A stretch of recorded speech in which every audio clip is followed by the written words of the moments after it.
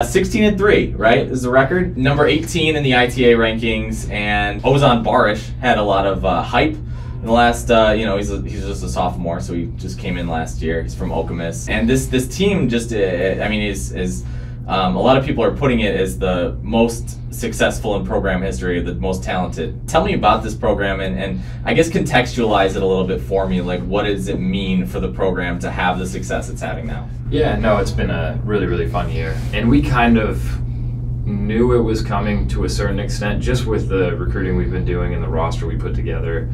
We felt pretty strongly that we were going to have success. And we really came out of the gate just firing. I think we won our first 12 or 13 matches or something like that. And, you know, it might have been a surprise to a lot of people across the country, but to us, honestly, it feels like we're right where we need to be, or, you know, if not underachieving a little bit. The guys are really hungry. We've had a few matches of those 3 that we've lost that we felt like we kind of let one slip.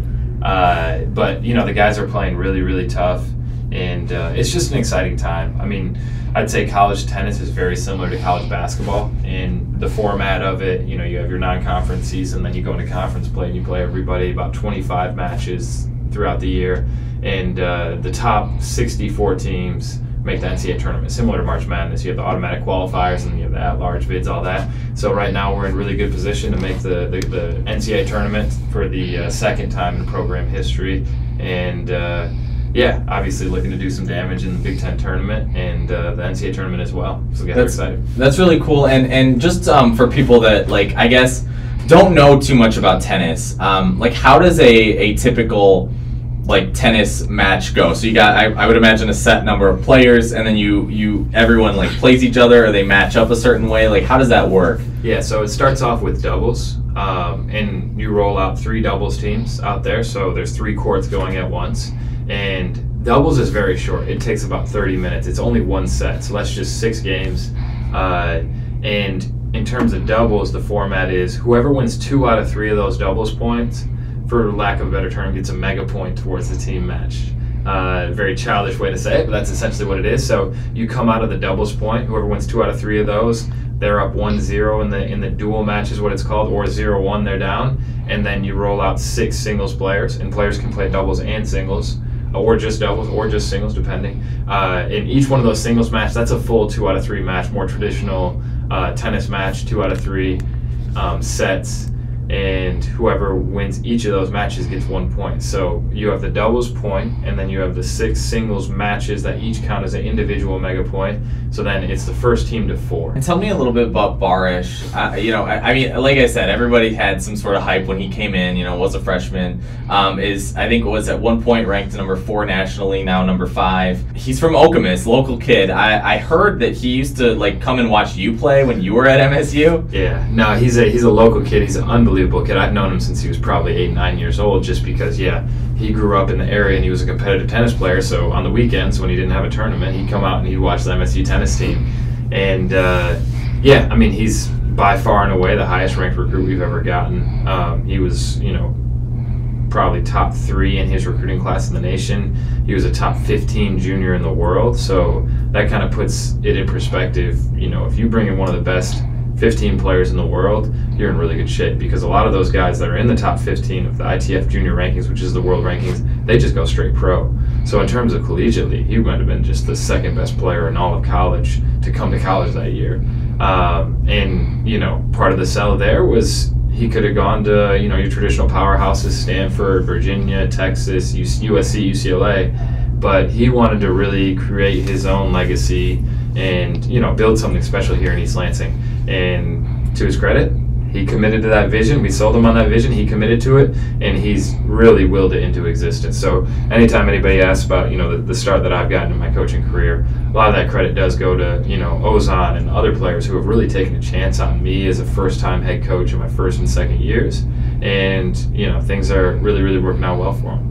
With where MSU's at now, with the tennis programs, you just had that huge donation from Joan Sakia. What would you say was or is the biggest challenge as far as building this program? Yeah, I mean, I think the biggest challenge is, you know, we're getting into a stratosphere where we're hoping to finish this year at least in the top 10 based on how we finished down the stretch in Big Ten play and NCAA tournament. But it gets really, the air just gets really thin. I mean, before we could win a recruiting battle against, you know, a top 50 team, and that would be viewed as a success. But now, when you want to compete in the top 10, you got to win recruiting battles against the blue bloods, you know, the traditional powerhouses that I said, and that's tough because they have a lot of the resources and facilities and things like that we're trying to build. Obviously, you know, Jones' donation goes a huge way in addressing that gap, but it's just not easy because you're competing against the best of the best, and I think that's the biggest challenge. I mean, the climb is a lot of fun, and we're getting close to the mountaintop. We still got a little ways to go, but once you get to the mountaintop, you know, being a top 10, top 5 team and really hopefully winning Big Ten championships, national championships and stuff like that, it's really maintaining it, and the sell becomes different. You know, I told you we sold Ozon and creating a legacy. Well, then our sell has to kind of switch to, hey, we've already had the first wave of guys come through. You guys got to be the second wave that really maintains it and keeps it going. And wow, that's really cool. It's really cool to see, you know, the tennis program do such, like, you know, I don't know, just huge things. And what for you? What is it like to come back to MSU and coach? Yeah, no, it's I don't really view it as work. This is just, I mean, MSU, because I was raised in East Lansing, it's part of who I am. I mean, I grew up going to football games, basketball games, you know, filling out brackets with MSU winning the championship every year during March, things like that. And that's a privilege. There's a lot of coaches out there who are coaching, you know, they're not at their alma mater. They kind of have to take the first few years to kind of get the lay of the land, who's important at the university, alum, stuff like that. When I, you know, started up as a head coach, I kind of had that all baked in because I knew a lot of the alums because I watched them play growing up, or, you know, we were in contact when I was playing for the team. And, you know, I'm familiar with the surroundings, living at home, all that good stuff is definitely a huge advantage. And I want to jump forward real quick to the NCAA tournament because I know, you know, it does, you know, cap off the season, right? And you guys are kind of looking, you know, like that is going to be a promising little couple stretch for you.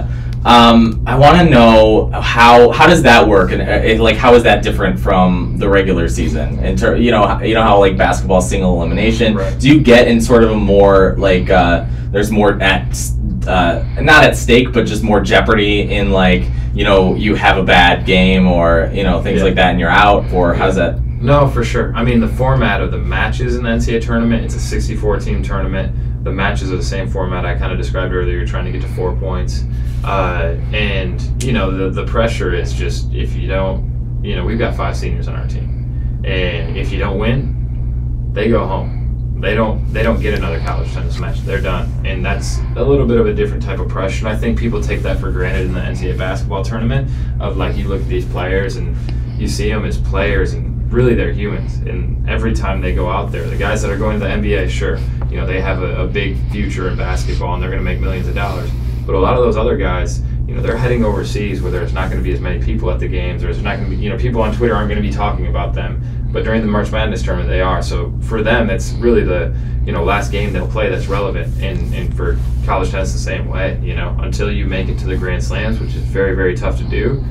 You know, college tennis is pretty popular. There's a very large following. We have a lot of fans, big community around us, and they're important matches. So that's really just kind of getting the guys to really focus and play every point like it's their last one is going to be the challenge. But I'd be sitting here lying to say, you know, I know what to do in that situation, because I haven't coached in the NCAA tournament, even as an assistant coach. And yeah, I mean, we got to kind of figure it out. We're all in the same boat as a team. So how where do you think this team is headed, or I guess what are the, like, realistic expectations that you got? Yeah, I mean, we want to win a Big Ten championship, and we go on the road. We play a tough Illinois team that's ranked like 1 spot behind us in the rankings.